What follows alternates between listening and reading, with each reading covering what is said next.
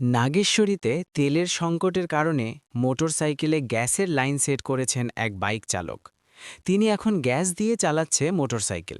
তিনি বলেন যে পেট্রোলের চেয়ে গ্যাস ব্যবহার করা অনেক সাশ্রয়ী। মামা, এই যে আপনার গাড়িতে গ্যাসের যে লাইন দিয়ে পেট্রোল বাদে বা ডিজেল বাদে অকটেন বাদে যে গ্যাস দিয়ে চালানো, এটা কেমন মনে করেন আপনি? এটা সবচেয়ে সাশ্রয়। হ্যাঁ, এবং এই তেলের যে ঝামেলা, লাইনে দাঁড়িয়ে থাকা লাগে কাজ কাম বাদ দিয়ে, এটাই ভালো। এটা নতুন, এটা আজকেই করলাম, দেখো না।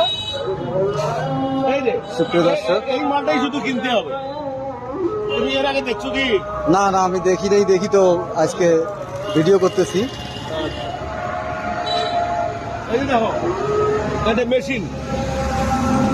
সুপ্রিয় দর্শক, দেখতে পাচ্ছেন এটা মেশিন, এটা হলো গ্যাস রাখার ইয়া চেম্বার। সিলিন্ডার। হ্যাঁ, সিলিন্ডার। আর এই যে চেম্বারটা, এটা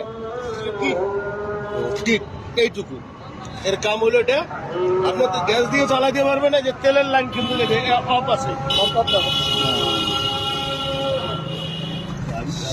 সুপ্রিয় দর্শক, আপনারা শুনলেন মামার কাছ থেকে। মামা, এই মেকার কোথায় পাবো বলেন তো? মেকার সব জায়গায় পাওয়া যাবে, এখানেও পাওয়া যাবে। এখানে কে আছে? এই যে মেকার।